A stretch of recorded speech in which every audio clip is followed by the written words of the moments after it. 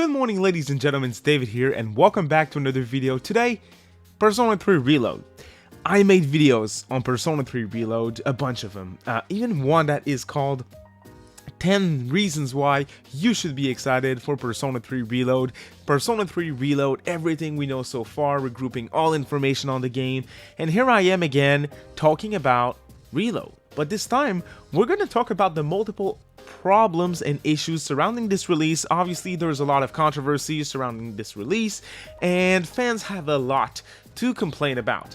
Regardless of all those issues that we'll talk about today, I'm very excited, like many, for Reload. I pre-ordered my collector's edition, and I certainly will check it out February 2nd next year. But there is some issues, and I'm here to talk about them. So if you're new to the channel, you want weekly content on anything ATLUS or other RPGs, make sure you subscribe, ring that notification bell as well, and a quick thumbs up helps people find my channel. Is a big help as we're aiming for 20,000 subscribers before the end of this year. Very big goal, but I'm sure we can achieve that with you guys' help. Now let's get into it with the first issue that I want to talk about, and it's an issue that to me is not extremely crucial, but whenever I talk about it and whenever I talk about how it's not a big deal to me, some people are quick to tell me that I'm wrong and that they disagree, which is fine.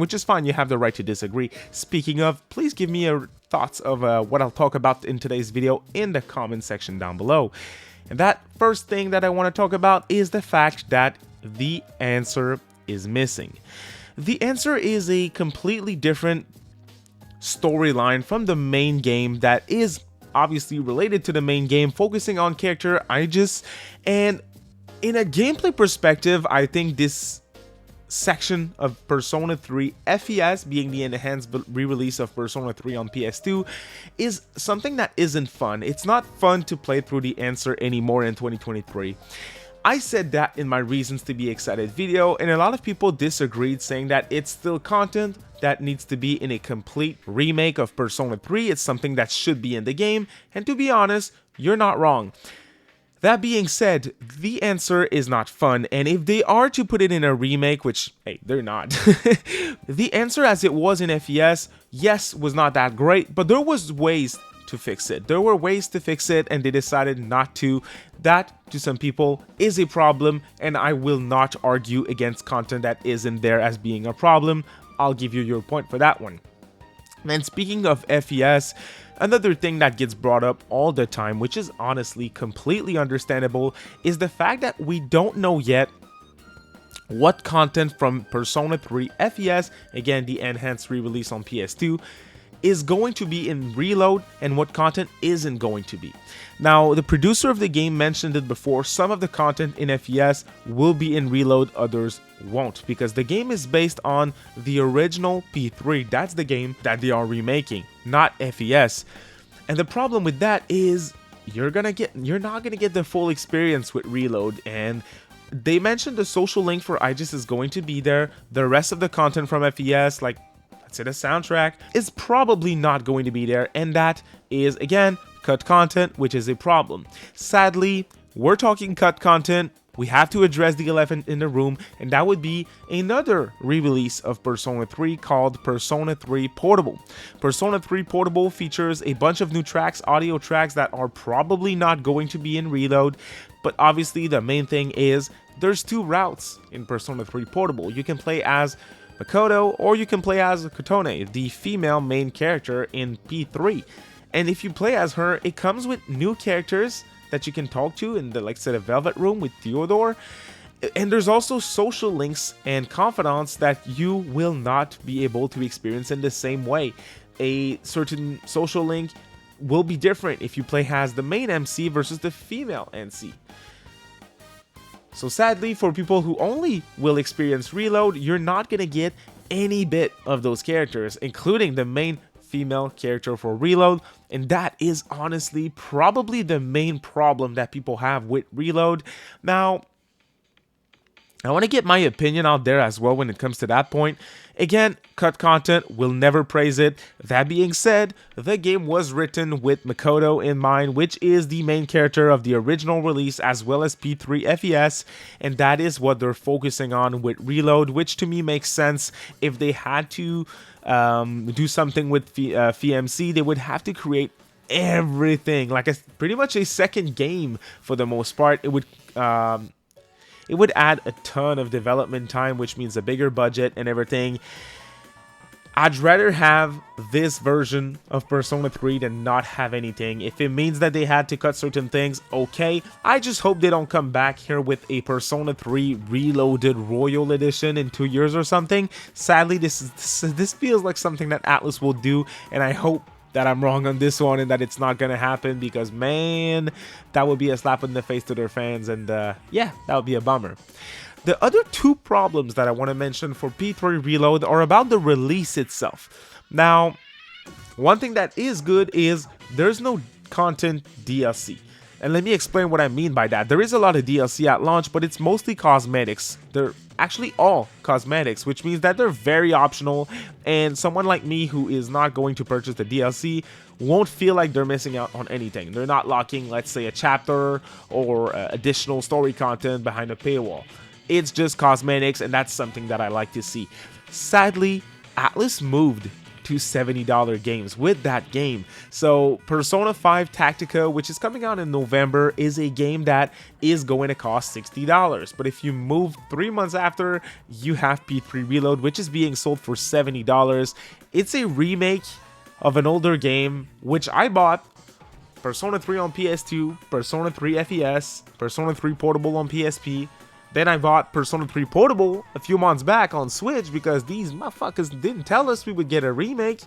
Then I had FES on my PlayStation 3 as well, so I bought like 4 or 5 versions of P3, and I'm about to buy a 6th one. Well, I purchased the collector's edition at $300 already. I'm talking Canadian dollars here. So crazy stuff. That one is being sold for $70. Obviously, I'm a huge fan of P3. So that's not a big issue for me, but it's still something that a lot of you guys brought up, and shit, it's coming out in between Final Fantasy VII Rebirth, Like a Dragon Infinite Wealth. I think some people will choose another release instead of Reload, and that is okay, to be honest. At $70, that's a lot of money. Again, in Canadian currency, with taxes. I live in the most taxed province in Canada, and a $70 game, $70 US game is worth more than $100 here in where I live. So I don't buy many of them. I bought Starfield, I bought Tears of the Kingdom at 70, and that's it. I didn't buy anything else as of now. So P3 Reload is next, actually.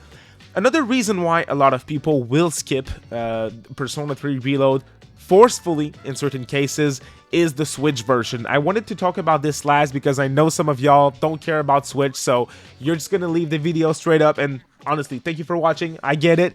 I don't want to cry about no Switch version. I like my Nintendo Switch, and if there was a Switch version, that's where I would play Reload. And the main thing is, that's the thing for a lot of people. A lot of people want to play big RPGs, long RPGs in portable mode, laying down in bed, elsewhere than in front of their work desk, which is what I'm doing right now. I'm at my work desk and I'm recording a video, and believe me, I run this YouTube channel. I work full-time at this desk, so when I have the chance to play games, I'd rather play them portably elsewhere in the house than sit down and, you know, in front of a PC, for example. It's a real bummer that the game's not coming out on Switch, and it's a problem for people, but in my opinion, it's also a problem for ATLUS because, again, P3 Reload is coming out in a stacked portion of 2024 with tons of competitors, even in the JRPG genre. We're talking weeks apart from each other, and that is going to be a problem for Reload. It's a remake. It's a $70 remake. There's DLC. It's rough. It really is rough for Reload, and they are skipping the platform where JRPGs do the best. SMT5 sold 1 million in a matter of months exclusively on the Switch, while no other SMT release was able to do that in the past.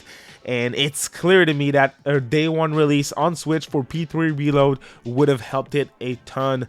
A lot of people are telling me that they're just skipping Reload because they're like, hey, I wanted to play this on Switch. If it's not on Switch, I will play something else. There's so much else to play that I'm good. I'd rather not spend $70 on a game that I'm not able to play on my favorite platform, and I fully understand that. Let's hope it's not going to be too much of a big deal for ATLUS.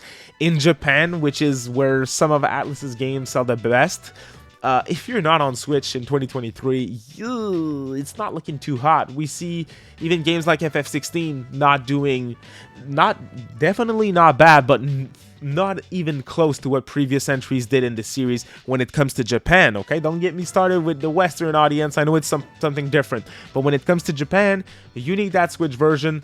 Honestly, even in the West, you kind of need it when it comes to a $70 remake of an old-ass RPG, but still.